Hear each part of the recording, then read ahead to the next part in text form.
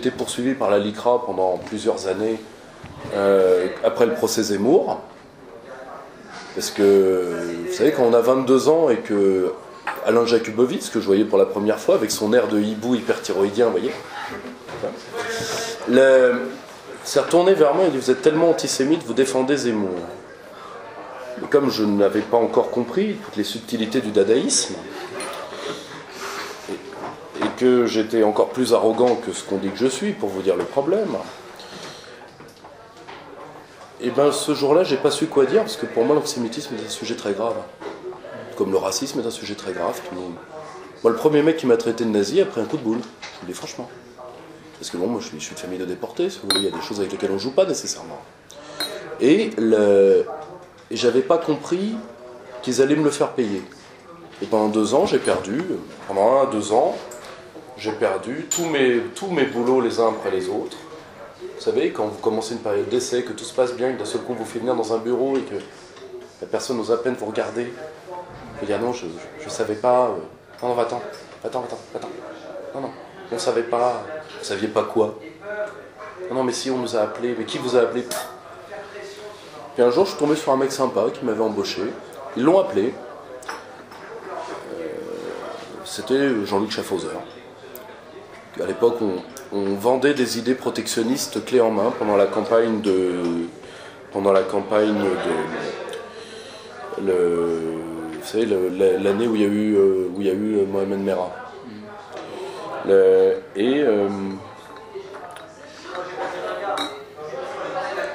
Ils l'ont appelé, ils l'ont menacé et ils lui ont fait savoir mais vous savez qui est le salopard qui travaille pour vous? Il leur a répondu bah oui, c'est pour ça que je l'ai engagé sur ce bonne journée. Et mes ennuis se sont arrêtés là. Donc si vous voulez être payé pour mes idées, oui, j'ai un peu l'habitude. Aujourd'hui, je suis plus difficile à tuer qu'à l'époque. Mais quand vous avez 23 ans et que personne ne veut vous embaucher parce qu'une simple recherche Google fait de vous un conducteur de Panzer en puissance, vous êtes légèrement inquiet pour votre avenir professionnel. C'est ce qui m'a conduit, d'ailleurs j'en parlais avec un de nos amis présents dans cette salle, c'est ce qui m'a conduit à malheureusement beaucoup communiquer. Parce que d'un côté, ça va être utile que je témoigne de ça. Parce que beaucoup de gens pensent que c'est uniquement par le plaisir d'entendre le son de ma propre voix que je fais tout ce travail d'éducation populaire. Je rappelle que ce travail, j'en vis pas. Ce travail me coûte. Il n'a jamais eu vocation à me rapporter quoi que ce soit. Le problème, c'est qu'il m'a isolé socialement. Alors il m'a donné les meilleurs amis que j'ai, et je le dis sincèrement, les seuls amis que j'ai. C'est déjà beaucoup. Ma fille aura des tas de tontons flingueurs. Mais j'ai dû communiquer sur l'action politique des miens pour éviter que tout ce qui soit accessible au public soit des insultes. Comme me l'avait dit un spécialiste assez renommé de l'intelligence économique en France, tu devras faire une guerre de l'information sur ta propre vie. Je vous donne un exemple. Il y avait un ouvrage très sympathique, Les réseaux du Kremlin en France. Un jour, un de mes amis libraires arrive avec vraiment une gueule d'enterrement à une de mes conférences, il dit « Pierre-Yves, tu devrais lire ça ». Alors moi, bon, même des bouquins mauvais, c'est des cadeaux, vous pouvez caler un meuble, faire quelque chose avec. Et là, je lis, c'est un bouquin en 3 parties, politique, économique, culturelle. Bon, en politique, vous aviez Mariani, vous aviez mon pauvre député Schaffhauser qui en prenait plein la tronche. Je dis, oh, non, elle est méchante. En partie économique, vous aviez Sapir, entre autres. Et arrivé au chapitre culture, vous aviez, sous-section 1, le cercle Pouchkine. Mes pauvres amis du cercle Pouchkine, qui en prenaient plein la tronche, je suis c'est méchant. Sous-section 2, cercle Aristote. Et là, j'ai appris ma vie. J'ai fréquenté des gens que j'ai jamais connus. J'ai fréquenté des gens qui étaient morts. Donc je suis médium et je l'ignorais. Je vais pouvoir enfin ouvrir un petit business. D'ailleurs, si vous avez besoin, ligne de la main, etc. à la fin. Et j'ai dû même annoncer à un de mes amis dont les dates de mort étaient inscrites et qui est malheureusement pour lui bien vivant, ben je lui ai dit, voilà, tu es mort il y a 2 ans et demi maintenant. Et alors il me dit, c'est vrai que je me sentais engourdi. Je fais, oui, tu vois, là, voilà le travail des journalistes de dénonciation français.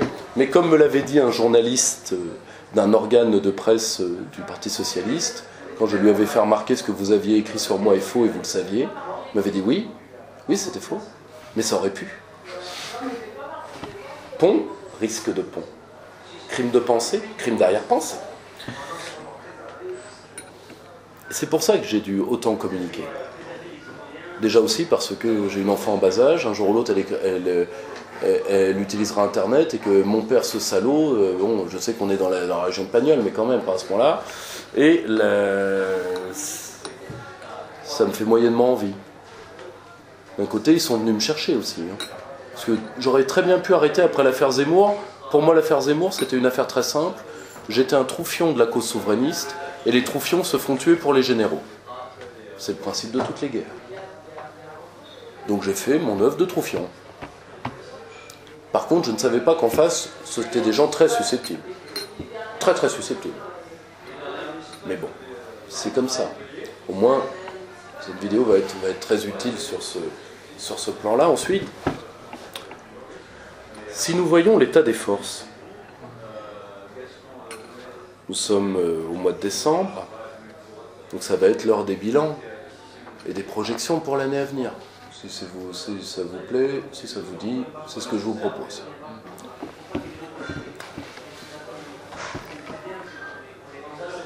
Le tassement du mouvement des Gilets jaunes à partir de mars est l'une des grandes leçons de l'année qui s'est écoulée. Et la reprise en main par les organisations institutionnelles, syndicales particulièrement, mais ces organisations syndicales sont, comme vous le savez pour la plupart, liées à nos adversaires par l'intermédiaire de la Confédération européenne des syndicats. Mais si vous voyez le brave cégétiste, comment s'appelle-t-il, Martinez, n'est-ce pas? Vous imaginez bien qu'en réalité, tous ces gens surfent sur la colère, mais ne réussissent pas totalement à la faire rentrer dans son lit. La colère est toujours là. La première leçon de cette année, c'est pourquoi les Gilets jaunes se sont effondrés. Pourquoi ont-ils échoué? Pourquoi ont-ils échoué? On m'a dit, il y a eu la gauchisation du mouvement. Entendons-nous bien sur le terme. Parce que gauchisation, il y a eu, certes, mais pendant un très long moment, les têtes des Gilets jaunes ont bloqué les tentatives d'infiltration. À un moment, ça a marché pourquoi? De deux manières. Premièrement, par l'utilisation du Star System. Vous avez vu que l'une des têtes des Gilets jaunes est allée à la marche contre l'islamophobie. Qui lui a conseillé d'y aller? Qui a poussé pour qu'il y aille? Aude Lancelin. Il y a eu d'ailleurs un échange qui a été filmé entre les deux, qui est mi-figue mi-raisin, que vous pouvez trouver sur Internet. Donc d'un côté, et c'est tout à fait normal, les chefs des Gilets jaunes étaient d'authentiques prolos ou classe moyenne si on pense à Boulot, et donc le Star System et ses paillettes, quand vous n'êtes pas préparé, quand vous n'avez pas de colonne vertébrale idéologique, quand vous n'avez pas de préparation intellectuelle, quand vous n'avez pas de cabinet, quand vous n'avez pas d'homme, et quand vous n'avez pas ce qu'à titre personnel j'ai l'immense chance d'avoir, c'est-à-dire de bons copains. Pourquoi il n'y a pas à dévaguer Chouard? Pour une raison qui est très simple. Chouard était ambidextre d'un point de vue idéologique. Il a des tas de défauts dans sa théorie, mais il était ambidextre. Oui. Or, la peur du système depuis des années, c'est ce qu'ils appellent rouge-brun, ce qui est un mot sur lequel, si vous voulez, je peux revenir, mais qui est un mot qui n'a pas de sens. Parce que ce qu'on appelle le national-bolchevisme, c'est un courant allemand minoritaire qui est issu d'auteurs marginaux comme Nikisch ou d'autres. C'est un courant qui a eu un ou deux auteurs en France comme Jean-Gilles Maliérakis. Mais bon, si vous voulez, l'existence d'un grand courant, d'un grand parti transcourant qui était le parti gaulliste, nous a neutralisé toutes ces tentatives-là. Si vous voulez, ce qu'on appelle les NR en France, bon, certainement le plus célèbre étant Duprat, Jean-Gilles Maliérakis à l'époque où il était NR, maintenant il est ultralibéral. Vous avez eu Guillaume Fay, qui est mort récemment. qui était proche des NR sur la fin, mais qui était en même temps très libertarien, parce qu'il était très orienté sur la pensée américaine. Bon, c'est des milieux totalement marginaux. Or, la grande peur, et ça, faites confiance à un professionnel. Certains d'entre vous ont-ils lu l'idéologie française d'un grand représentant textile, Bernard-Henri Lévy, vendeur de chemises de son état. Il s'est essayé à l'écriture. Mais alors l'idéologie française, si vous voulez vraiment prendre une flaque de vomi, je vous conseille de le lire, vous le trouverez chez les bouquinistes à 50 centimes, c'est de dire, grosso modo, c'est de reprendre les théories de Joseph Stirnel. Donc la France a fait la GPA du fascisme, c'est-à-dire qu'elle l'a pensé mais elle ne l'a pas porté, donc elle a utilisé la mère porteuse italienne. Alors au passage, ça veut dire quand même que si vous voulez, c'est un ouvrage d'un racisme anti-italien. C'est-à-dire que les Italiens sont incapables de penser sans nous, alors que la grande école de sociologie politique italienne, particulièrement la sociologie dite élitiste, Pareto, Michel, tous ces gens-là, était très en avance sur la nôtre. Mais c'est pas grave, c'est des macaronis, donc bon. Mais Stirnel, il a le droit, il est du côté du bien, vous pouvez vous permettre n'importe quoi du moment que vous êtes du côté du bien. Bernard-Henri Lévy lui radicalise la thèse, la France est fasciste. Claudel est fasciste, Mauriac est fasciste, United Colors of Fascism. Bon, alors si vous voulez, il accuse d'ailleurs de choses horribles. Enfin, il accuse Claudel d'aller déterrer les cadavres. Enfin, si vous voulez, que la famille de Claudel n'est pas traînée en justice. Bon. Et dans l'idéologie française, il y a toute une partie sur le passé de la France, donc la France est fasciste, point. Je vous économise la fiche de lecture.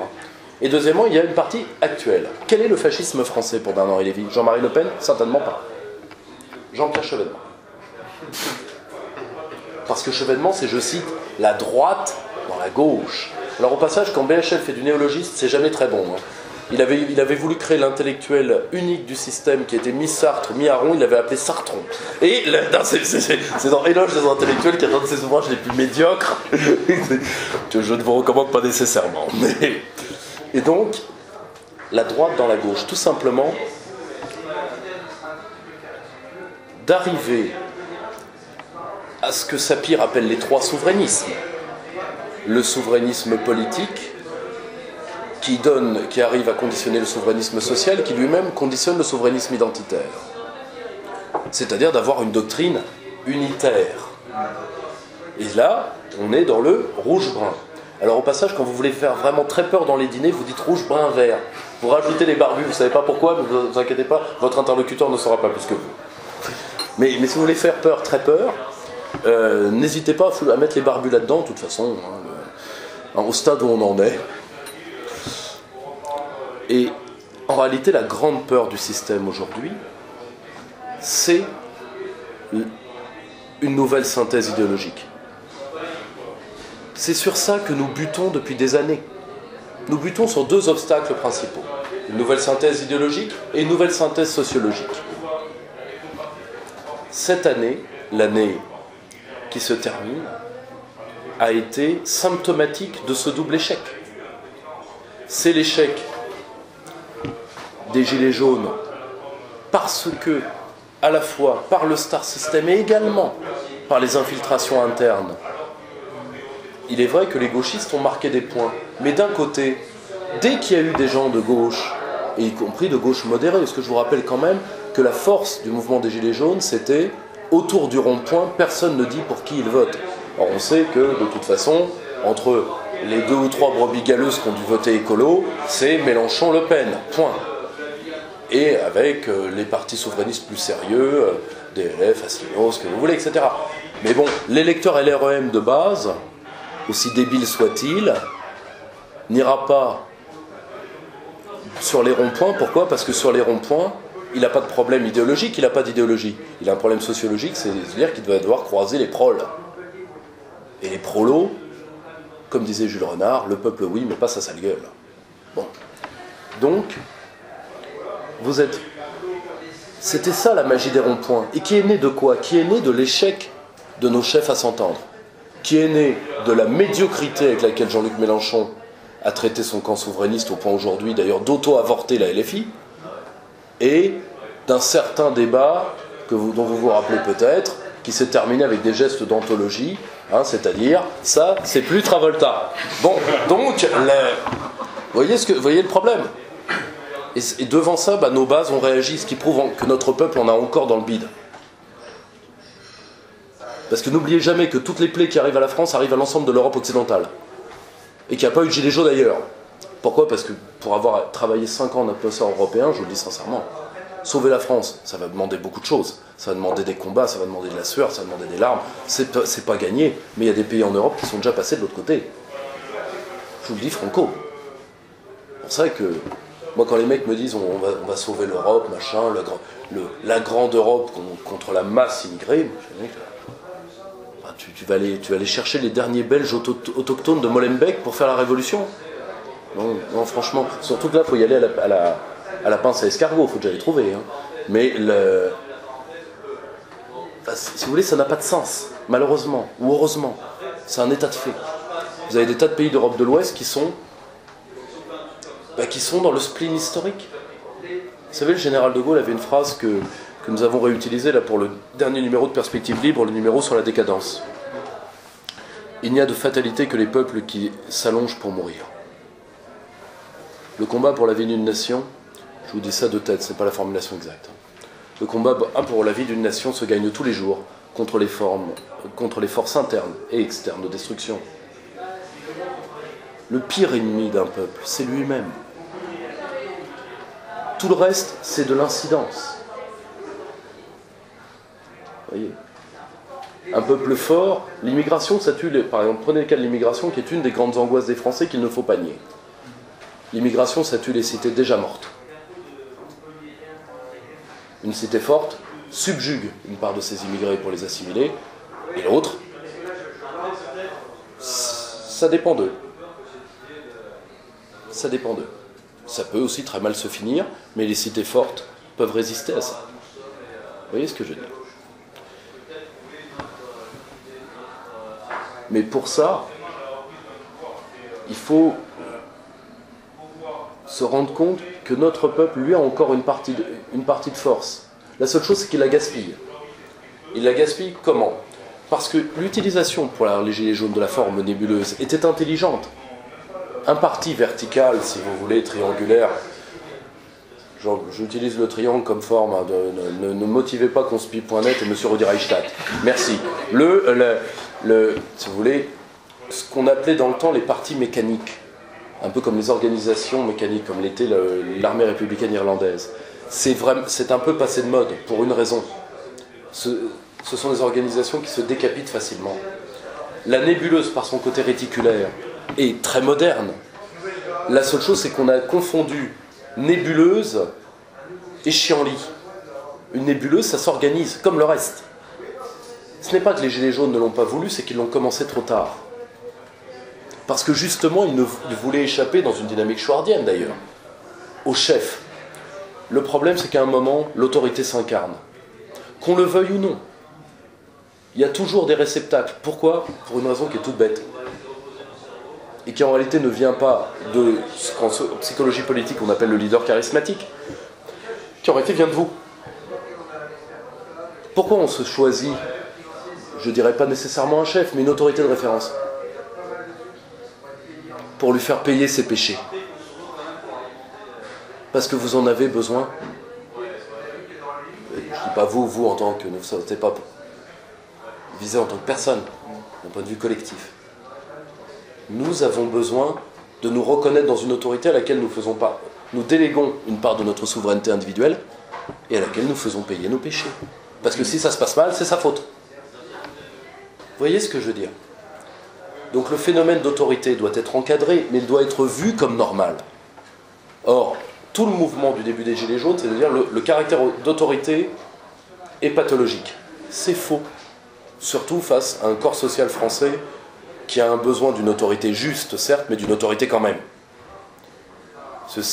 Parce que, objectivement, quand il n'y a pas d'autorité, eh bien, vous faites des soirées interlopes à l'Élysée avec des mecs torse nu. Voilà, simple. Voilà, quand il n'y a plus de souverain bien, il y a ça, au choix. Donc, non mais, au choix. Après, vous pouvez tout à fait aimer les soirées enjolives. Bon, moi, j'ai pas de souci, du moment qu'on ne nous force pas à regarder. Mais, vous voyez ce que je veux dire ? Or, quand nous sommes persuadés que toute personne qui prendrait un lead est forcément négative, eh bien tout simplement ça a un côté parasitaire dans l'action. Les théories autogestionnaires, aussi séduisantes soient-elles, n'ont jamais marché. L'anarchisme est une doctrine morale plus qu'une doctrine politique. Jusqu'où, pour le bien, dois-je pouvoir dominer quelqu'un? Même pour son bien. Toute personne qui commande doit avoir cette question à l'esprit. C'est pour ça qu'il faut être un petit peu anard quand on commande, pour éviter de commander pour soi plus que pour ses hommes. Mais vous ne faites pas un ordre politique spontané. C'est pas vrai. D'ailleurs, tous les grands penseurs spontanéistes, de Rosa Luxembourg à des gens comme Philippe Forget aujourd'hui, vous leur demandez c'est quoi ta société rêvée? Alors les mecs te disent soit les Amish, le devenir Amish du monde, soit les compagnies de corsaires. Les compagnies de corsaires. D'accord.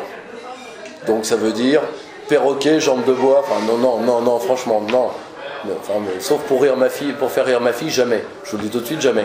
Mais, vous voyez, les sociétés dites autogestionnaires sont des sociétés très petites.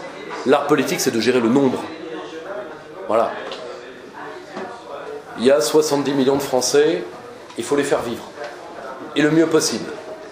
Tant qu'on n'est pas dans ce questionnement-là, on est dans l'impolitique. C'est-à-dire l'une des pires maladies de l'esprit, qui conduit à la défaite héroïque, la posture esthétisante. Ouais, on est des losers, mais on est de beaux losers. Enfin, vous voyez dire ça à vos enfants? On a bien perdu. On a pris une branlée, mais quelle belle branlée.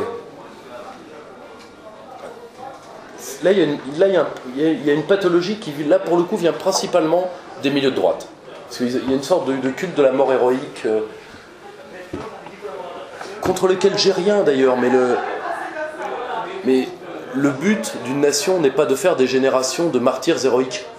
Vous voyez? Ce n'est pas parce qu'une société fait de plus de morts que de vivants, comme le dit Auguste Comte, qu'il faut avoir un culte morbide. Une société, c'est... Il y avait un très beau bouquin sur la France, qui est le bouquin Testament de Bernard Maris, où il disait ce qu'il reprochait à la droite. En réalité, ce qu'il reprochait à la droite, c'est de ne pas voir que la France, c'est de la vie. C'est de la bonne bouffe, c'est des paysages, c'est des femmes, c'est de la vie, quoi. Et pour vouloir se battre, il faut aussi vouloir aimer la vie. Pour ne pas faire des lignées de psychotiques. Et malheureusement, nos milieux, depuis quelques années, ont tendance quand même à devenir, disons, une sorte de gigantesque divan. Croyez-moi, j'aurais tendance plus à m'en plaindre qu'à autre chose. Donc, nous avons refusé la loi de l'incarnation, qui en plus, dans un vieux peuple chrétien comme le nôtre, est la seule chose qui marche. Moralité, le mouvement des Gilets jaunes a attendu un chef. Le chef n'est pas venu, le mouvement s'est délité. Aujourd'hui, l'organisation a pris trop de retard. Et donc, les institutionnels qui ont été marginalisés depuis le début, syndicats, associations, etc., sont revenus. Parce que, bon, même un âne peut frapper un lion mort. Donc ils sont revenus comme ce qu'ils sont. Et ils enterreront le mouvement, parce qu'ils ne savent pas faire autre chose. Je vais donner un exemple. Quel a été le communiqué qui est sorti juste après la première manif, là, d'il y a 2 jours ou 3 jours? Qui est-ce qui a fait un communiqué à l'intention d'Emmanuel Macron? La Commission européenne, tiens. On avait oublié les humoristes, qui dit, bon, le projet Macron est bien, c'est un apéritif, quoi, bon, mais c'est bien. T'as pas intérêt à flancher, un petit. Il en va de ta crédibilité, blablabla. En réalité, parce que les retraites étaient le point noir de la notation de l'élève Macron sur le respect des gopés. Et pas uniquement des gopés, sur le respect de l'ensemble de ce qui sort de la DG Econ de la Commission. C'est-à-dire, tu n'as pas encore ponctionné les vieux. Or, les vieux, c'est l'épargne solvable. On va vers des crises à répétition, donc il faut isoler l'épargne solvable pour pouvoir la ponctionner. Ah bah oui. Vous voulez, Jojo, le gilet jaune, avec son demi-salaire, il ne va pas être ponctionné de beaucoup. Hein. Là, ils vont s'attaquer au capital. Et il y a des gens qui ont un petit peu de capital, même un petit peu. les retraités, par exemple. En plus, l'avantage des retraités, bon, ils peuvent manifester pour ceux qui sont encore valides. Mais bon, ça ne va pas monter à l'assaut des barricades quand même. C'est l'avantage de s'attaquer aux vieux. Ça va avoir une conséquence directe en milieu hospitalier. Pourquoi on vous parle d'euthanasie à votre avis? À titre personnel, moi j'ai vu agoniser mes proches. Donc pour moi l'euthanasie d'un point de vue moral est une discussion tout à fait acceptable. Mais à titre personnel, j'en suis plutôt partisan. Néanmoins, je sais très bien ce qu'il y a dans l'œil de mes adversaires. Il y a un calcul simple. Une journée de soins intensifs, c'est entre 3 et 4 000 euros. 80% des dépenses de santé d'un individu sont faites dans les 3 dernières semaines de sa vie. Si vous faites reculer les 3 dernières semaines, banco. Alors je dis pas qu'ils vont le faire au cyanure de potassium. Si vous voulez, c'est un peu passé de mode. Mais bon, on va vous traiter ça comme dans les pays scandinaves. On va réglementer d'abord toutes les interventions qui ne peuvent plus avoir lieu après 80 ans, puis après 70, puis après 60. Ça, système d'euthanasie lent des populations. Pour pas arriver tout de suite sur un modèle américain qui est premièrement déjà beaucoup plus coûteux, que contrairement à ce qu'on croit, le système de santé US par tête de pipe, alors qu'on en est quand même à des amputations pour des amputations pour pauvres sur des maladies bénignes à la base. Et bien en réalité, c'est un système qui coûte beaucoup plus cher que le système français. Quoi qu'on pense du système français. Le problème du système français actuel, c'est que les boomers arrivent au 4e âge, c'est-à-dire l'âge où ils vont coûter le plus cher.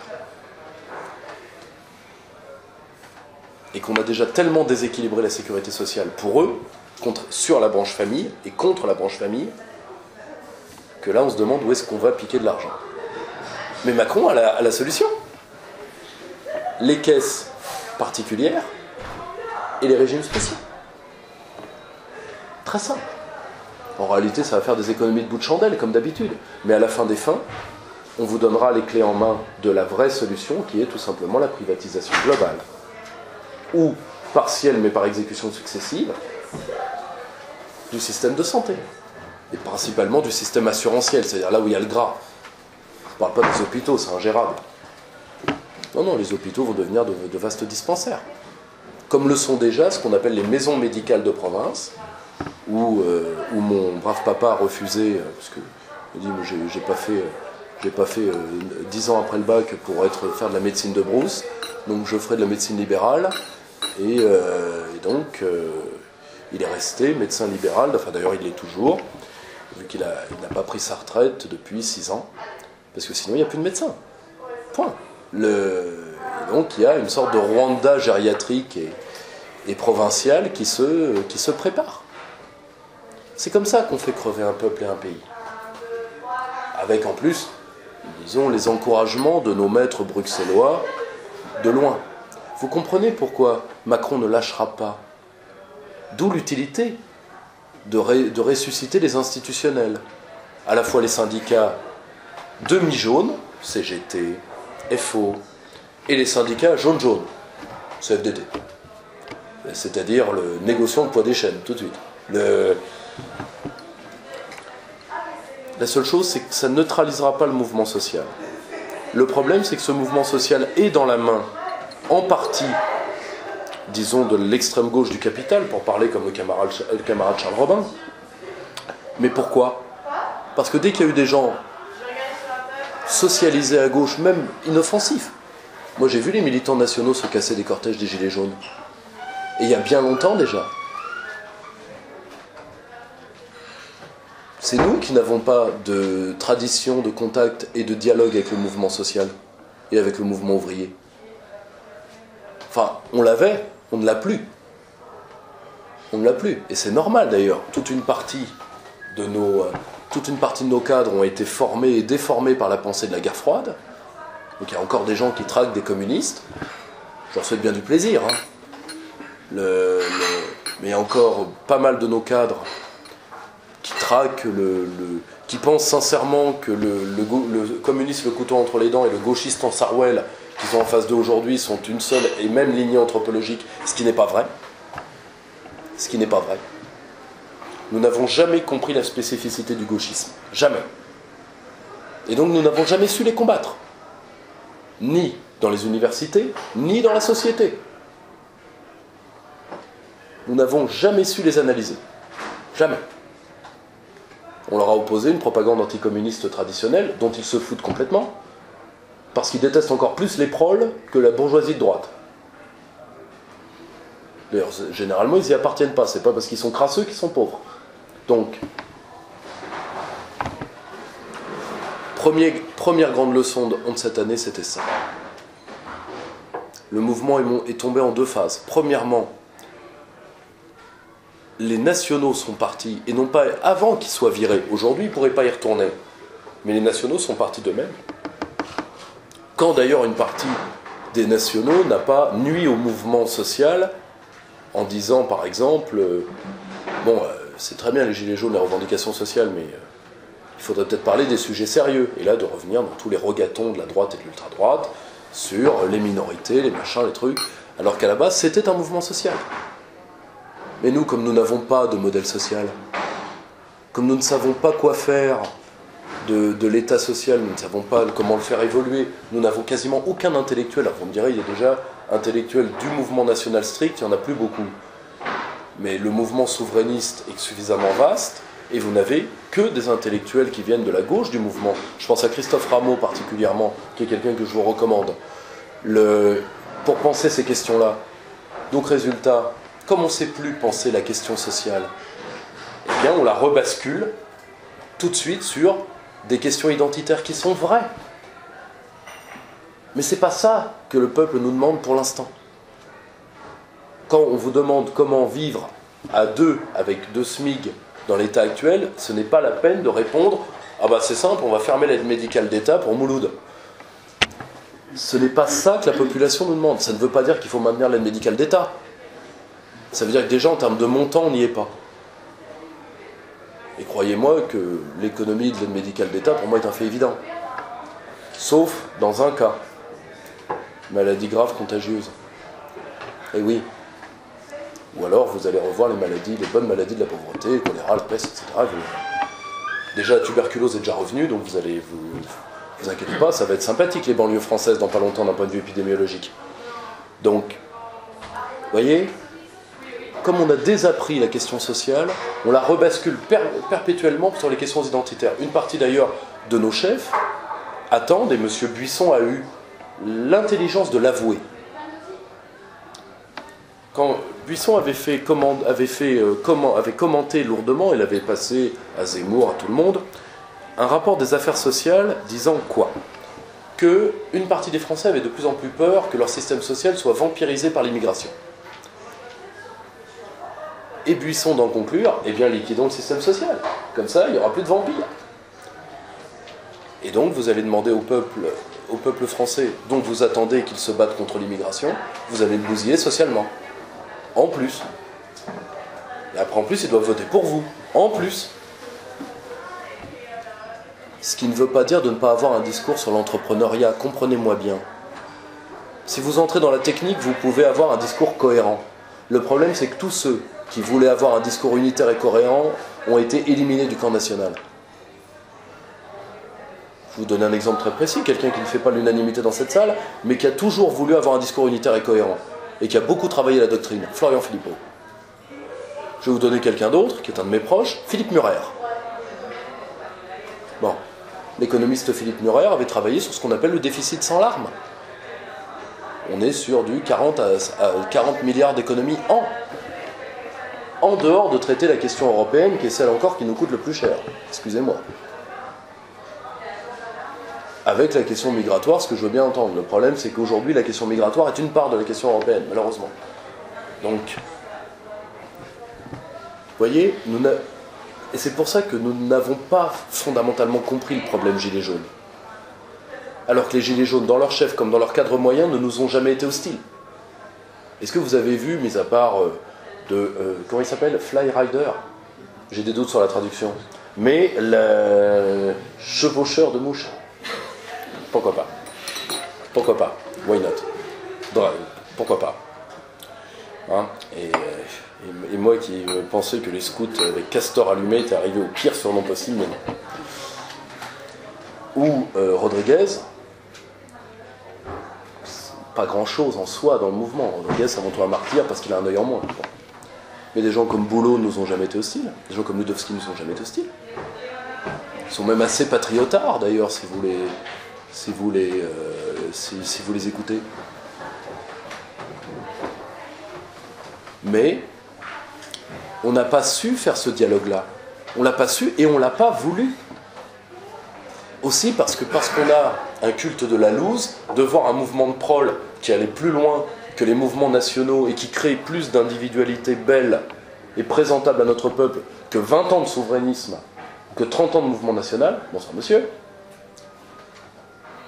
eh ben c'est mal passé. C'est mal passé dans nos rangs, tout simplement. C'est mal passé pour nos chefs. Parce que, bon, bah, prenons un cas simple, Boulot. Je n'ai pas l'honneur de connaître le personnage. Il se défend pas si mal. Pourtant, sur les affaires de souveraineté, il est assez raide, l'avocat. Et comme la plupart de ces gens-là ont refusé de prendre leur carte parce que tous les partis nationaux sont allés leur proposer des trucs, alors que parfois, quand un peuple bouge de lui-même, il faut l'accompagner. Il faut accepter de suivre et de ne pas toujours précéder. Mais ça, on n'en a pas été capable. Ça a été l'un de nos grands échecs de cette année. Autre grand échec de cette année, l'incompréhension profonde dans les rangs nationaux du phénomène du Brexit, qui nous renvoie à la nullité totale du mouvement national sur cette engueulade de petits bourgeois sur identité et souveraineté. Intransposable au sein du Parti conservateur britannique actuel. Intransposable.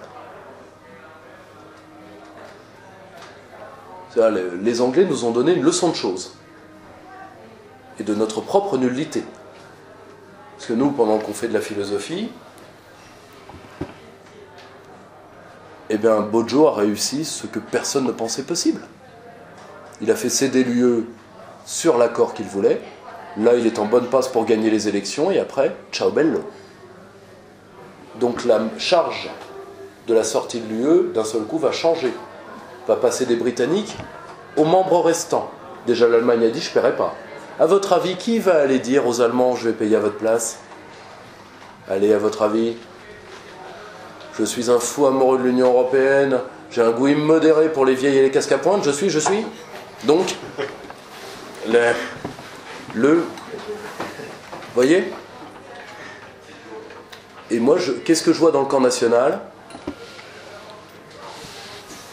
Oui, mais les Anglais, on va pouvoir enfin faire... ils nous empêchaient de faire l'Europe. Vous voyez, toute une historiographie bonapartiste datée, qui est de se dire, si l'Angleterre n'avait pas eu lieu, la France aurait gouverné le monde. C'est faux. C'est faux. L'Empire britannique commence des siècles avant Napoléon. Napoléon est une péripétie de l'histoire anglaise. Je suis désolé d'avoir à le dire. Mais c'est un état de fait. Pourquoi l'Angleterre a été plus forte que nous dès le XIIe siècle? Pourquoi? Premièrement, elle a le premier peuple alphabétisé et éduqué. Elle a fait cet effort. Nos rois, qui ont fait ce que nous sommes, et nous leur devons reconnaissance éternelle, mais nos rois n'ont pas fait aussi bien. C'est un état de fait. À partir de cet état-là, l'Angleterre fait une révolution en histoire des idées, qui est malheureusement encore une friche intellectuelle à aller chercher dans l'histoire des idées britanniques. C'est que l'Angleterre pense la puissance par l'horizontalité et non par la possession de terre. C'est-à-dire, au lieu d'avaler des kilomètres comme le faisait Rome, les Britanniques vont ouvrir des comptoirs partout. Et ça fera leur force. L'Angleterre victorienne, qui est l'Angleterre de la décadence, va se mettre au diapason français et avaler des terres. Ce qui ne sert à rien. Conquérir des cailloux ne fait pas une puissance. Désolé. Mais, comme on pense sincèrement qu'Austerlitz, qui en plus ethniquement est une victoire allemande, je vous le rappelle quand même, parce que la base des armées Waterloo est une victoire allemande. Ethniquement parlant, ce sont des Allemands qui sont en face de nous à Waterloo, pour la majorité. En tout cas, ce qui va devenir pour certains Allemands, pour la plupart. Et de dire qu'à Waterloo, la France s'est terminée, et donc on doit une espèce de haine inextinguible aux faits britanniques, nous coupe toute une histoire de l'Europe. Par exemple, le mythe de Gaulle ne voulait pas des Anglais. C'est vrai en 65. problème, c'est que le général était un homme supérieurement intelligent.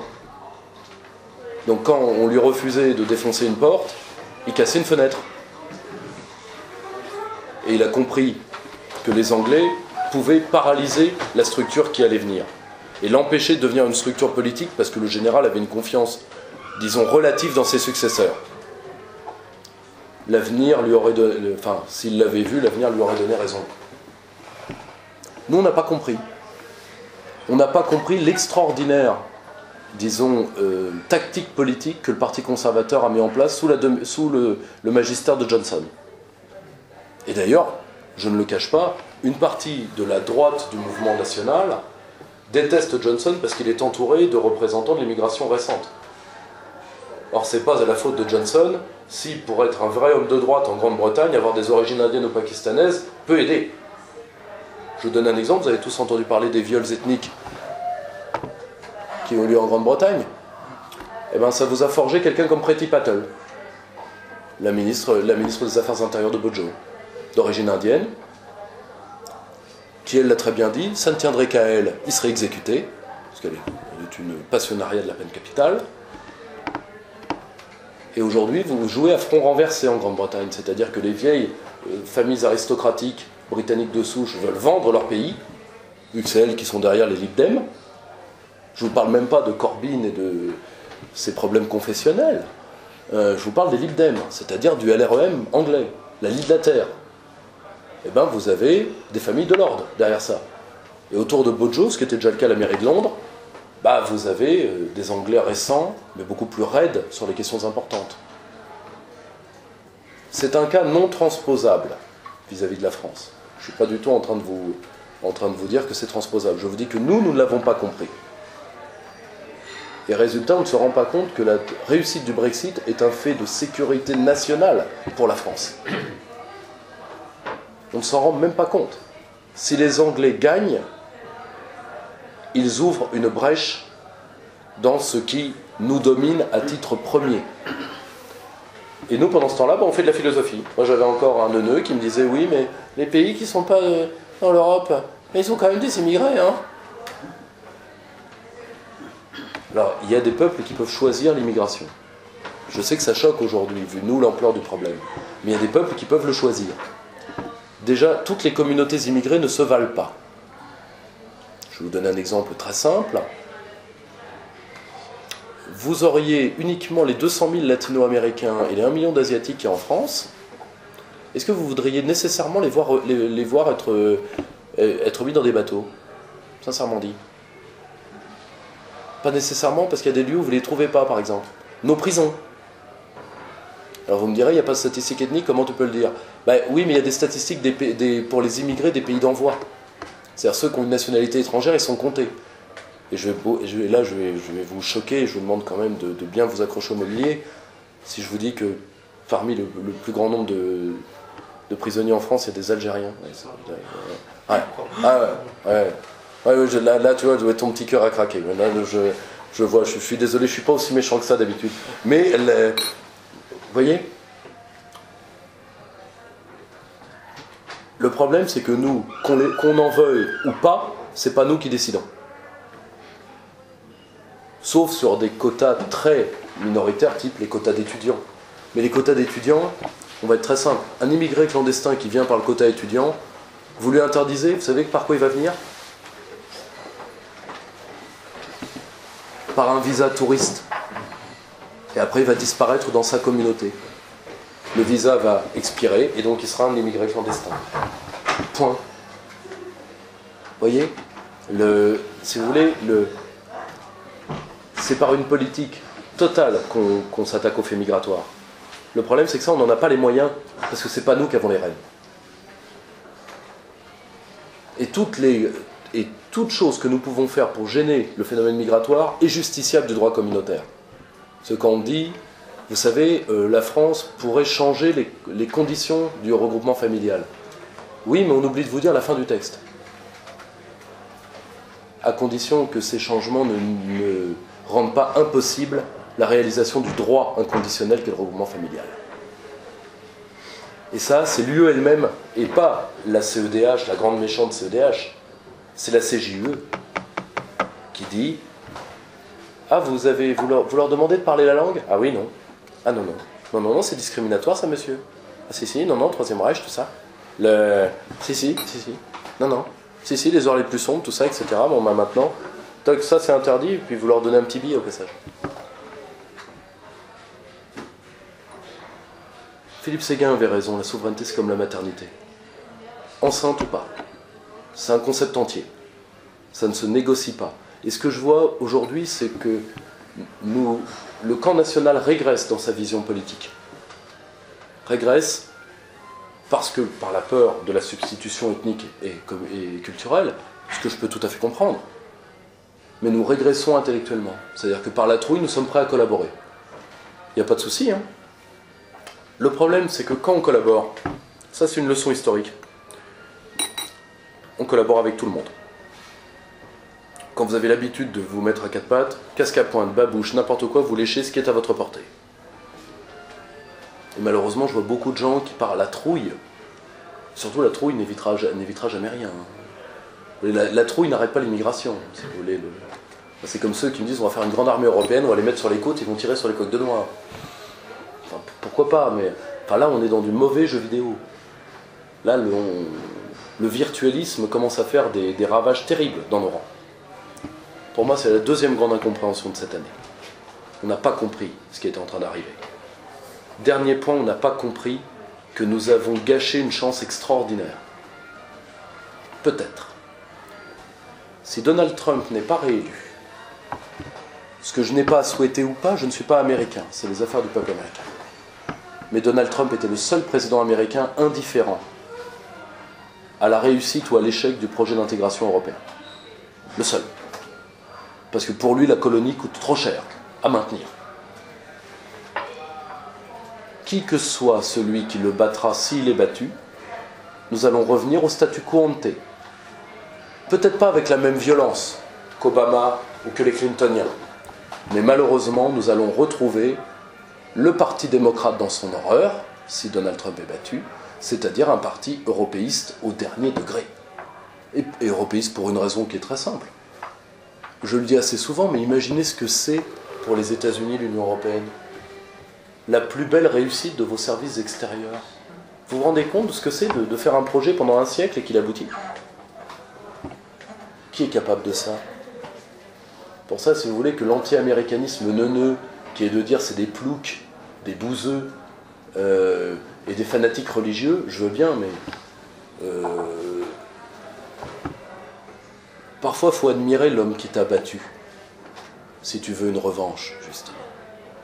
Et sur le cas européen, les Américains nous ont battus dans les grandes largeurs, dans les très grandes largeurs. Et là, j'admire. Enfin, j'admire. Moi, j'ai été en plus au cœur, dans la machine, je peux vous assurer que c'est bien fait. Pour rencontrer dans les instances communautaires un mec qui soit pas triso, il faut qu'il vienne de l'OTAN. Là, vous avez des gens intelligents, vous pouvez discuter avec un otanien. L'eurocrate, généralement, vous avez un balte à 90 de QI. Pourquoi t'es là ? Bah, papa m'a payé pour que j'ai le siège. Ah, ok. Et pour toi, c'est quoi l'Europe ? La paye. Ah, ok. Et sinon, tes projets à toi, guerre avec la Russie. Oui, mais toi, tu vas faire la guerre avec la Russie, toi, avec l'Estonie ? Enfin, le match va être court, quand même. Enfin, si tu veux, surtout que, malheureusement, derrière, il y a la mer, quoi. Donc, même la fuite va être difficile, quand même. Hein, je rappelle quand même que les États baltes à eux 3 ont 5 navires de guerre. Quelque chose dans ce goût-là. Donc le match va être court mais intense, je vous le dis tout de suite. La course à pied ne va pas durer longtemps. Et bien ouais, mais c'est pas grave, l'OTAN va nous protéger. Je fais, ah ouais, donc pour toi le boys du Kansas va venir protéger ta petite face. Idiot en plus. Hein, alors que l'OTANien, vous pouvez discuter. Vous avez affaire à des gens qui maîtrisent un peu leur dossier. En tout cas, c'est l'expérience de 50 commissions des affaires étrangères et de 50 commissions de la défense. Voilà. Et on n'a pas compris que tant que Donald Trump était là, nous avions une marge de manœuvre sur le dossier européen. Mais c'est pas grave. On est en train d'avorter sur les dossiers importants. Ça se voit par exemple avec l'européanisation croissante du discours, par exemple, du RN et leur pratique au Parlement européen qui est de plus en plus, comme de la Lega d'ailleurs.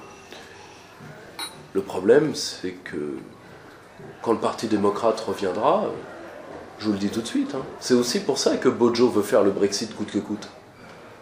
Parce qu'il sait que là, la Grande-Bretagne a un retour de souveraineté.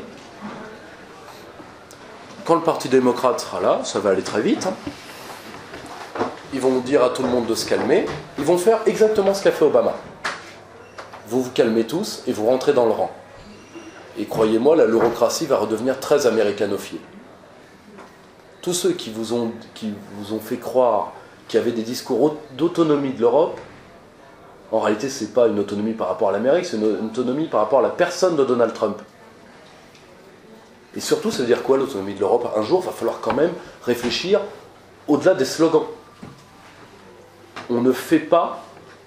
Par exemple, moi j'étais en blablacar avec un militant MJS hier soir.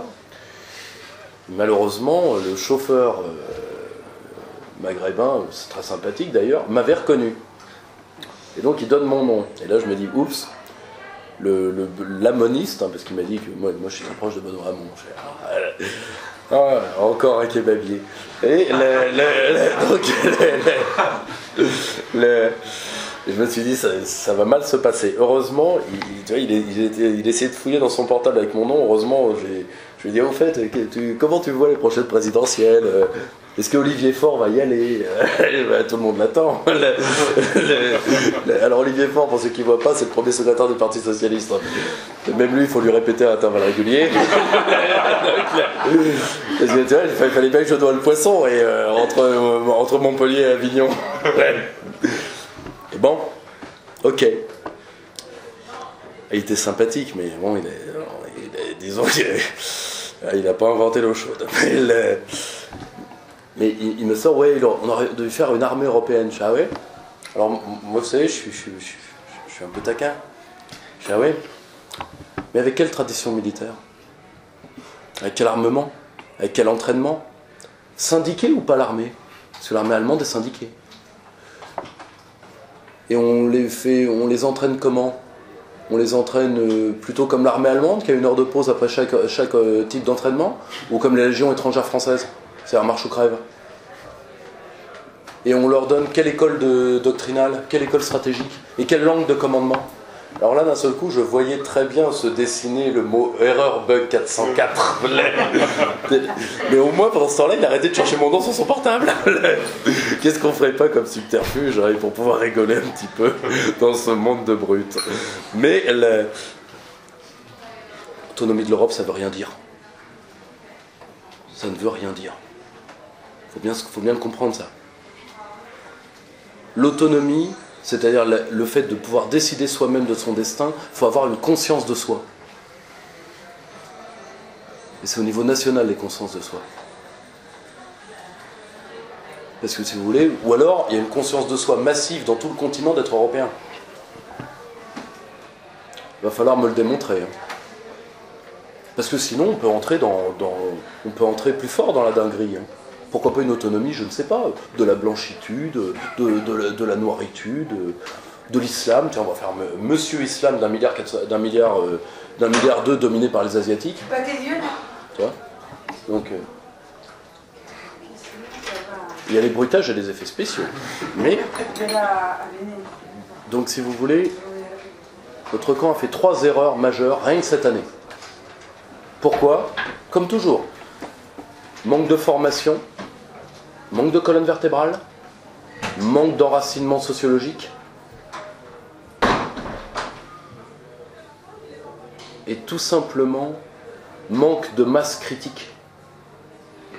Et pourquoi manque de masse critique? Parce que guerre d'émiettement, guerre moléculaire entre les différentes chapelles de gens sains. Preuve. Je ne sais pas de quelle école idéologique, si vous en avez une vous êtes, mais je pense que pour la plupart d'entre vous, vous venez d'écoles assez saines. La seule chose, c'est que vous ne parlez pas ou peu, parce que soit vos chefs vous l'ont dit, vous ne pouvez pas se parler, soit les pires guerres qu'on fait, c'est avec les cousins, les voisins et les amis. Et bien ça, c'est la méthode magique du camp national français pour perdre. et de ne pas avoir un mouvement sociologique autonome du mouvement politique, et donc on se réveille pour chaque élection, à chaque élection on se prend une branlée, et après on a comme dirait Nicolas Canteloup par rapport à Benoît Hamon, on a la branlée joyeuse. Et ce qui est vrai que c'est une bonne définition du hamonisme. Je dois dire que d'un point de vue doctrinal, j'y avais pas nécessairement pensé, mais je pense que ça résume vraiment la vie et l'œuvre de Benoît Hamon. Ça et le thé à la menthe. Et donc, ça pour moi c'est le bilan assez dramatique de cette année. Ensuite, quelles perspectives nous avons? On en a trois principalement. Deux qui sont des perspectives, disons, qui sont ce qu'on appellerait des soirs de bataille. C'est-à-dire des choses qui ne sont pas nécessairement négatives, mais qui vont devoir nous envoyer avec un peu d'huile de coude quand même. Le feu, la foi et le fer, comme dirait l'autre. Premièrement, le système s'enfonce, pas uniquement dans une folie répressive, mais disons dans... La folie répressive est là pour moi pour cacher quelque chose, qui est la folie économique dans laquelle s'enfonce le système pour se sauver, qui est incarnée par un fait extraordinaire. L'intérêt négatif? L'intérêt négatif. L'intérêt négatif. Je vais reprendre une explication technique qui, je pense, a été parfaitement faite par Charles Gave, donc il n'y a aucune raison de le paraphraser sans le citer. C'est quoi un taux d'intérêt? C'est de payer pour l'avenir, pour la prévisibilité de l'avenir. Si vous avez un taux d'intérêt négatif, c'est que l'avenir est entièrement contrôlé. Ce qui, d'un point de vue économique, est quand même légèrement capillotracté. Vous m'accorderez. Évidemment, les taux d'intérêt négatifs vont être compensés par des prises d'épargne.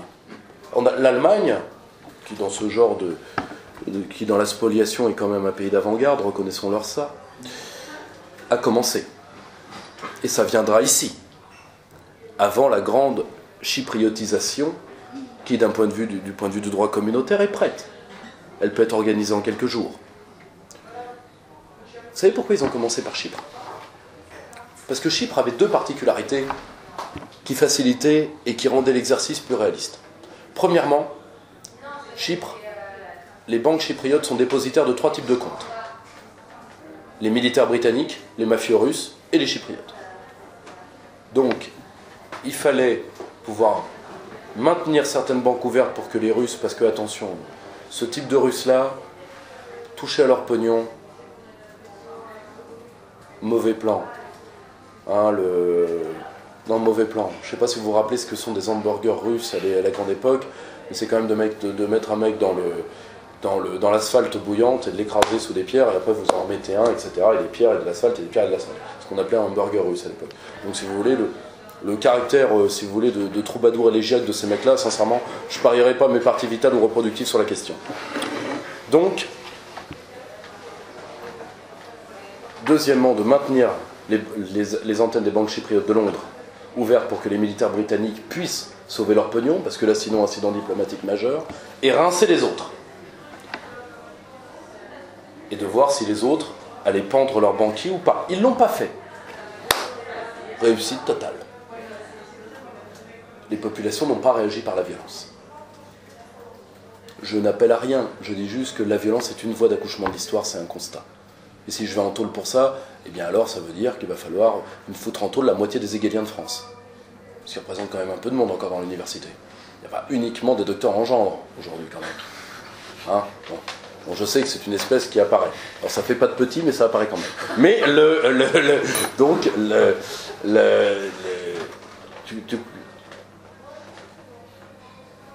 le vrai problème, c'est que taux négatif ou pas, nous entrons dans ce que le Financial Times appelait une zone économique non cartographiée. Qu'ils aient levé l'interdit du taux négatif, et ça, si vous voulez, c'est une démonstration que je fais à chaque fois pour une raison, c'est que, premièrement, elle n'entre pas encore dans la tête des gens, et deuxièmement, parce que quand vous avez compris certains phénomènes, ils reviennent de manière cyclique. Donc je m'en excuse, c'est pas uniquement du manque de créativité, de la fainéantise de ma part, c'est que malheureusement les lois techniques restent les mêmes. Ce qui reste après les taux négatifs, c'est très simple, ils ont déjà commencé la subvention du marché action, c'est-à-dire qu'on va utiliser de l'argent public pour maintenir le système de l'actionnariat, ce qui veut dire une économie Potemkin qui est déjà là. On va subventionner toute une part du haut secteur privé. Pourquoi pas? Par l'intermédiaire des banques centrales. Et le dernier, c'est l'hélicoptère-monnaie. C'est-à-dire de donner aux locteux une prime aux chichons. Après, nous arrivons à ce que particulièrement les Hayékiens ou les partisans de l'école autrichienne, des gens comme Olivier Delamarche par exemple ou d'autres, alors lui il est plus friedmanien pour le coup, appellent la crise terminale, c'est-à-dire que les monnaies vont se mettre à brûler. Nul ne peut dire si cette crise arrivera sous cette forme-là. Elle n'est jamais arrivée sous cette forme-là, mais de toute façon nous entrons dans des choses qui n'ont jamais eu lieu, donc ça va... Malheureusement, c'est une possibilité. Nous allons avoir donc à un moment, il y aura un passage à vide financier, très difficile. Après, tout le monde a sa méthode de calcul, la théorie des grands cycles qui se terminera en 2021. Moi, si vous voulez, je vous le dis sincèrement, il faut être bien plus fort que je ne le suis pour vous donner une date. Et surtout, le système est d'une telle fragilité que le détonateur, on a tous les yeux rivés sur la Deutsche Bank. Si vous voyez des gens brillants comme le camarade Charles Sana,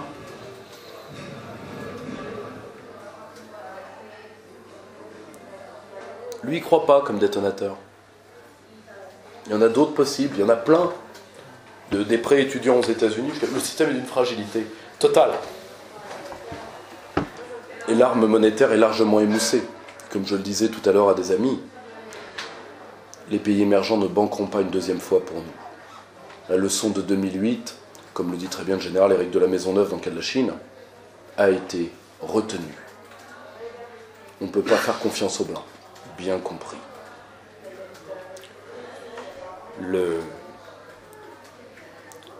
Cette crise va être importante pour nous si nous sommes prêts et si nous sommes organisés. Pourquoi?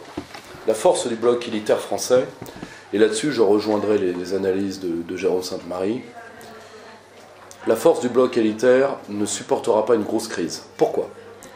Parce que ce n'est pas les prolos qui vont payer le plus cher le passage à vide financier, pour une raison, c'est qu'eux on les a déjà tellement rincés qu'il n'y a plus beaucoup à rincer. C'est le bas de la classe moyenne, le bas de la classe moyenne, lui aussi il a déjà été rincé, donc non. C'est le milieu et le haut de la classe moyenne. Ce qu'on appelle la petite bourgeoisie. C'est-à-dire cette classe absolument ignoble qui, aujourd'hui, qui a été créatrice, qui a été entreprenante, qui a été prométhéenne. C'est elle qui a fait le 19e siècle et la révolution industrielle. Qui a eu la religion de l'industrie, pour parler comme un ouvrage récent. Le souci, c'est que cette petite bourgeoisie, aujourd'hui, est devenue une espèce de criquet stérilisateur. C'est-à-dire que comme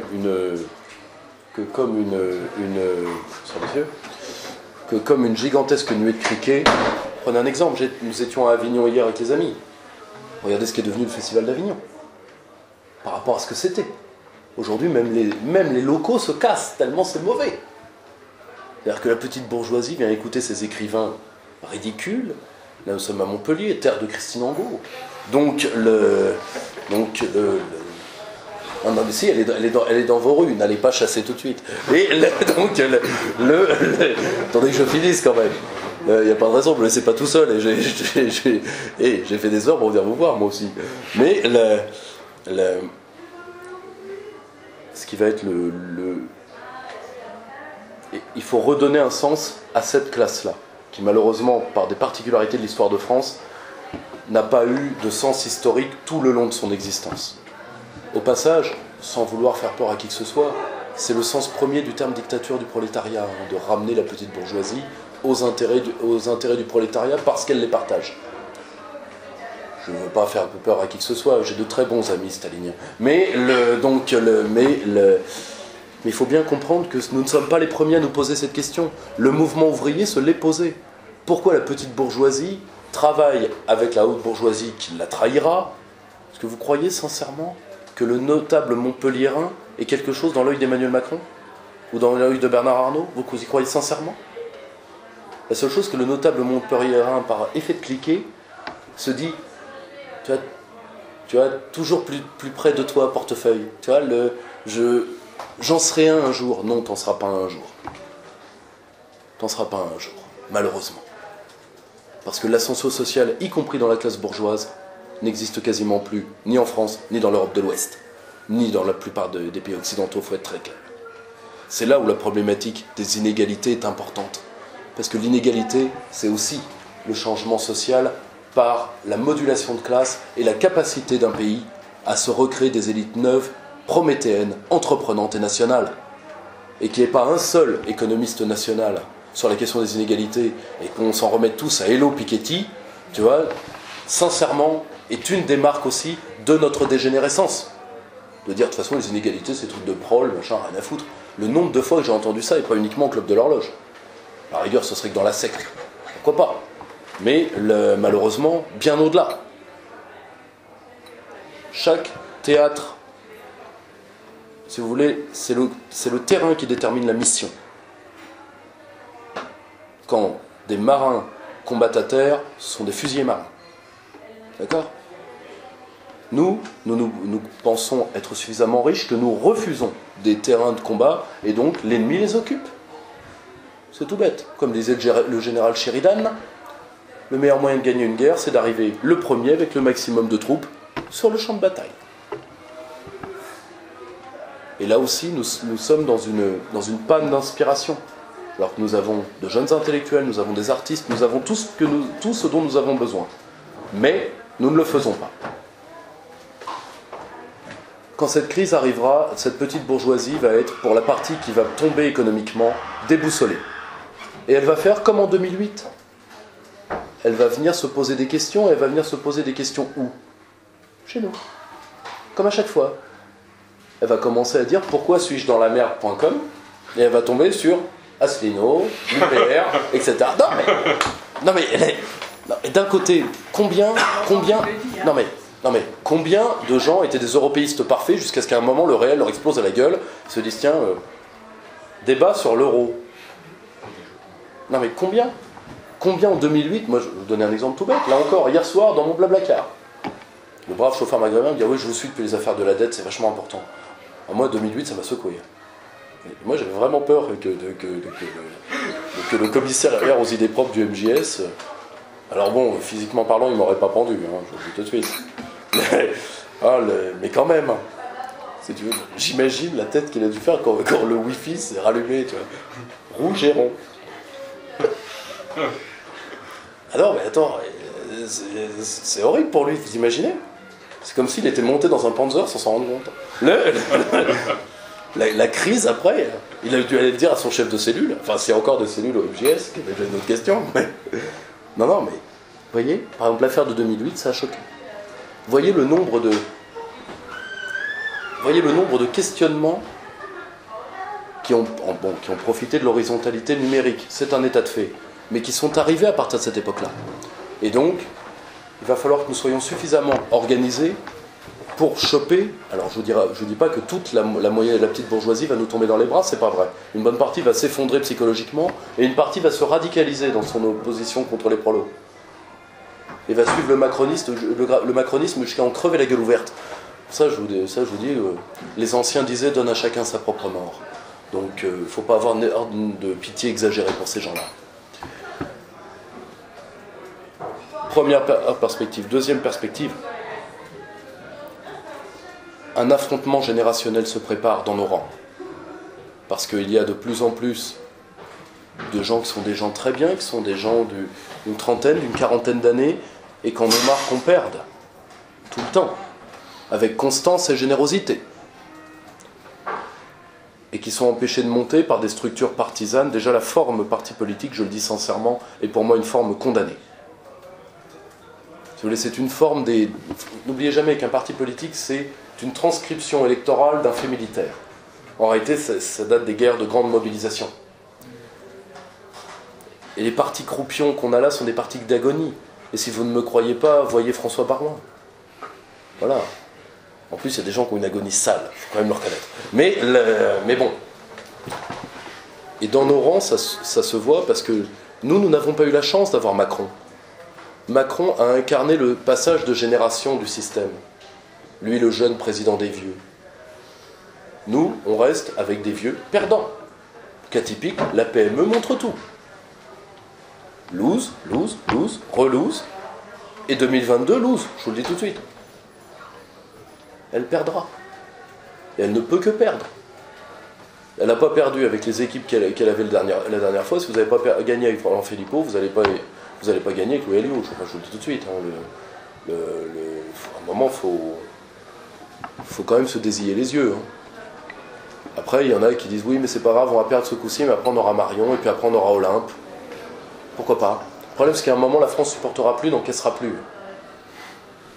Et c'est pour ça qu'à côté d'un mouvement politique que pour l'instant, tant que le Front National existe, j'estime Boucher, je pense que c'est un mouvement social auquel il nous faut penser. Et un mouvement social, c'est des trucs tout bêtes. C'est des trucs d'encadrement de jeunesse. C'est d'être dans les syndicats. C'est d'être dans des trucs à la con pour ceux qui sont dans des régions comme la mienne, la Basse-Normandie. C'est d'aller au comice agricole. Des trucs tout cons. Mais d'être dans la société. Par exemple, dans les métiers que vous avez, rien ne peut vous empêcher d'être syndicaliste. C'est pas si coûteux que ça. Par exemple, c'est-à-dire d'acquérir un pouvoir dans la société et d'opposer une logique réticulaire à une autre. Parce qu'en réalité, c'est réseau contre réseau. Ensuite, on me dit, oui, mais de toute façon, les Français vont devenir minoritaires, blablabla. Bla, bla, bla. Non, les Français, avec nos convictions, sont déjà certainement majoritaires, je vous le dis tout de suite. L'Union européenne, plus personne ne la vendra. Plus personne ne la vendra. Les bienfaits... Arrêtez-vous quelque part dans une rue et prononcez à haute voix la phrase de Bernard Stasi. L'immigration est une chance pour la France. Vous allez voir que vous n'allez pas vous faire que des potes, d'un coup. Vous voyez? Ce qui fait tenir le système, c'est que lui est uni et nous divisés. Très simple. Ils sont grands parce que nous sommes à genoux, vieilles leçons. Très vieilles leçons. Déjà, tu vois, ça a été formalisé par la Boétie sur une réalité qui était déjà bien antérieure. Si nous n'arrivons pas à gérer cet affrontement générationnel, nous allons encore perdre du temps. Dernier point, et j'en terminerai par là.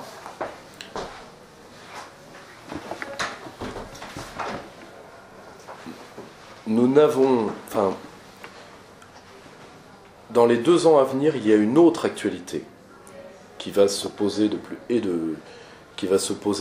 plus en plus. C'est que nous allons voir arriver, même pour nous, parce que là je parle vraiment pour le camp national tel que je le définis, c'est-à-dire de manière très large, qui va de Jacques Nikonov à Laurent Ozon, si vous voulez. C'est-à-dire de tous ceux qui ont une alternative sérieuse et étudiée par rapport au système. Ce qui nous différencie, entre autres, des gauchistes en Sarwell et autres punks à chiens. Bon. C'est que nous allons devoir gérer l'arrivée de plus en plus massive et problématique de la génération qui est derrière la mienne. Moi je suis de 86, nous allons avoir arrivé les enfants des années 90. Et là malheureusement, là aussi, formation, encadrement. Parce que ce qu'on appelle la terrible génération, je ne sais plus, la génération, c'est X ou Y, les enfants des années 90. Comment? Y. Oh, le gros souci, c'est parce qu'on me dit ils sont désocialisés, ils croient en rien, etc. Ça c'est notre boulot. Hein. Parce que moi, ça roule quand aux premières conférences du Cercle Aristote, on avait fait un colloque à la Sorbonne, il y avait plus de gens là que là. Et on me disait la même chose. Il n'y a plus que des vieux, tout est foutu, tout est fini. Maintenant, déjà, on ne sait même pas comment faire des gamins. Tellement il y en a. D'ailleurs, on ne les aide pas. Pourquoi vous voulez qu'ils restent? Pourquoi vous voulez qu'ils y croient? Personne ne fait rien. Vous voyez le problème? Théoriquement, ce n'était pas des associations de quartier comme la mienne de s'en occuper. Ça, malheureusement, là encore, parfois on se demande ce que font nos chefs. Hein. Faut être très clair. Mais il va falloir gérer ce passage de génération dans le camp national qui va être difficile, qu'il l'est déjà dans des parts entières de la société française, qu'il l'est en entreprise, qu'il l'est dans le système éducatif, mais qui va arriver chez nous aussi. pour moi, c'est les trois problèmes. Vous voyez que je ne vous ai pas parlé de 2022, parce que pour moi, 2022, soit il y a faillite ou banqueroute du Front National ou condamnation, ce qui est tout à fait possible, et là, tout est ouvert. Si elle y va, tout est foutu. Donc ça ne sert à rien qu'on fasse des promesses, embrassons-nous Marie-Lou, ça ne sert absolument à rien, parce qu'elle ne gagnera pas. Elle ne peut pas gagner, elle ne veut pas gagner. Elle est comme son père. Point. Une fois qu'on a fait ce constat-là, alors après on peut me dire, oui mais Marion arrivera, oui Marion arrivera, et puis Vladimir Poutine arrivera sur son dragon et cramera Aubervilliers, pourquoi pas le problème, ce que je ne veux pas voir dans nos rangs, et je terminerai par là, c'est une fuite dans le symbolique. Quand on perd le réel, on surinvestit le symbolique. C'est comme ça que le socialisme français est mort. Pour preuve, j'emploierai la métaphore de mon ami Laurent Ninger, les marches. Marchons contre la haine. En quoi le fait de marcher physiquement fait reculer la haine? Marchons contre le sida. Marchons. Pourquoi faire? Tout ce que vous ratez dans le réel, vous le surinvestissez en symbolique. Et c'est pour ça qu'après une profanation dégueulasse en Alsace, qu'a dit Castaner? On va faire un observatoire de la haine. Un observatoire de la haine? Enfin, t'as rien trouvé de mieux, débile mental? Enfin, j'espère qu'il était meilleur truand que ministre, hein. Parce que... Non mais sinon, franchement, la nullité de recrutement du milieu, pourtant on est à Marseille quand même, merde. Ça doit avoir une légende quand même. Le milieu marseillais, moi quand j'étais gamin, on me terrorisait avec ça. Tu vois, c'était les seuls en France à être un peu, tu vois, Kaiser-Soze, quoi. Non, Casta-Soze, tu vois, si tu veux, la décrépitude du bandit marseillais. Et de plus en plus, c'est ce que je vois. Dans nos rangs, alors que nous sommes sociologiquement désunis, mais majoritaires. Nous avons... L'observatoire de la haine, si je peux vous couper, j'ai fait deux réflexions. La première, c'est comme marcher, mais c'est des symboles, c'est quand même des symboles. Ça rend visible. Nous, on est des invisibles. Oui, tout à fait. Hein, donc ça, c'est un premier bon point, c'est-à-dire par rapport à, puisqu'il fait de la segmentation, hein, parce que vous pouvez dire qu'il faut bien sûr de la segmentation, il vise un public bien précis, il leur dit, hein, regardez, je fais quelque chose, je fais un observatoire, donc vos voix, vous me les amènerez la prochaine fois, de Marseille et d'ailleurs, beaucoup d'ailleurs. Et le deuxième, c'est que cet observatoire, pour qu'il fonctionne, ça c'est ce que les nationalistes ils ont oublié depuis des années. Effectivement, il y a de l'argent, mais il y a des postes. Oui, bien sûr. Donc il y a des amis qui vont prendre ces postes. Évidemment. Donc ces gens vont être redevables. Tout à fait. Donc nous, les nationalistes, on n'a jamais été capable de faire ça. C'est-à-dire de prendre du pouvoir, de mettre nos hommes en place. Là, il y a des tas de maires qui ne peuvent se représenter, paraît-il. Oui. Alors effectivement, c'est pas à Paris. Pas... Non mais ça c'est pas grave. Pourquoi un territoire, ça se quadrille. Pourquoi on n'envoie pas des nationalistes dans ces mairies prendre ces mairies? Pour une raison qui est très simple, je vais vous le dire. Pour deux choses. Parce que généralement, pourquoi on ne donne pas les postes aux nôtres? Parce comme on forme personne, eh ben on se retrouve avec beaucoup de gens. Soit on se retrouve avec des gens très bien, très bons techniquement, et on les aime pas pour des querelles d'égo à la con, et donc on les prend pas. Soit on se retrouve avec des guignols qui ont répété la parole du chef suffisamment. Là par exemple, j'en ai un qui m'emmerde depuis des semaines sur les réseaux sociaux. Ouais, vous avez dit du bien de Dupont-Aignan, hein, mais Dupont-Aignan, il est à French American Foundation. Ouais, je l'ai lu moi dans la conférence de machin. Triso, incapable de répéter. Dans tous les partis. Voilà. Oui, mais ça, le problème, c'est que nous, je suis d'accord avec vous qu'il y a une prime à l'incompétence. Le problème, c'est que la prime à l'incompétence, la partitocratie se venge sur l'énarchie. C'est-à-dire que quand ils ont trop de guignols, ils prennent des énarques. Nous, on ne peut pas se permettre ça. Donc nous, on doit être de la même façon que l'était le parti gaulliste ou le parti communiste, c'est-à-dire des partis d'éducation populaire, parce qu'on doit avoir des mecs formés par nous et qui rivalisent avec des hauts fonctionnaires. Parce que nous n'aurons jamais l'énarchie. L'énarchie viendra par la trouille. Par la trouille. Parce que ces gens-là, pour que la France soit quelque chose à leurs yeux, il faut qu'ils aient de sacrés pétoches, croyez-moi. Vraiment dit. Et ça vaut pour la quasi-totalité de la fonction publique. Et encore, il y a des corps, même par la trouille, vous les aurez jamais. Les journalistes, pot de balle, et les magistrats, asseyez-vous dessus à tout jamais. faut voir la sociologie anti-française de ces milieux. Ça atteint des... Si vous voulez, moi les mecs me disent on va réformer la magistrature et on va réformer le recrutement. Moi je dis mais attends, quand tu changes un recrutement de corps, tu changes 10 à 15% par vague du recrutement. Et la magistrature française, c'est un corps qui est réformé à plus de 80%. Qu'est-ce que tu vas faire avec ça ? Malheureusement, c'est un corps qui ne se réforme pas, c'est un corps à dissoudre. C'est horrible à dire. Je ne dis pas que je le souhaite, je fais un constat. Si vous voulez, quand un mec a la gangrène, quand il l'a là, on coupe le bras. Mais quand 80% du corps est pris, eh ben on appelle un prêtre. Voilà, point. C'est le constat. Voilà, je suis désolé d'avoir à le dire, mais à un moment, il va falloir quand même mettre des barreautés, des points oui. Voilà, c'est aussi simple que ça. Et parce que, là encore, j'y reviens, je sais que c'est une marotte chez moi, mais comme je suis, malheureusement, comme je suis le seul que ces questions-là intéressent a priori, nous ne nous occupons pas de nos jeunes cadres, et donc après ils partent dans la nature, où ils sont mal formés, où ils font des dépressions, souvent, on n'imagine pas ce que la solitude et la déprime font dans nos milieux, tout simplement par manque de contact social, et après on perd, voilà. Et donc, si vous voulez, voilà, moi c'est les trois grands enjeux pour nous dans l'avenir, car pour l'instant, l'enjeu de 2022 est imprononçable. Si nous poursuivons les courbes, nous avons perdu, quel que soit le cas de figure. Donc, de penser maintenant à l'organisation d'un mouvement social et territorial. Et ça, nous en avons parfaitement les moyens, à une condition. C'est de ne pas répliquer à l'échelle locale les guerres de nos chefs à l'échelle nationale. Voilà. Après... on me dit, mais de toute façon, tout est foutu, tout est foutu. Moi, vous savez, je l'ai écrit dans l'éditorial de Décadence. Je reprenais une phrase de Michel Onfray qui disait de toute façon, notre civilisation est foutue, ça sert à rien de mettre des rustines. Et il disait, bah alors, soyons élégants, ayons de bons amis, buvons du bon vin. À la place qui est la sienne, il a tout à fait raison. Sa femme est décédée, il n'a pas d'enfant. Moi, je suis père de famille, moi. Je ne peux pas me permettre ce genre de distinguo.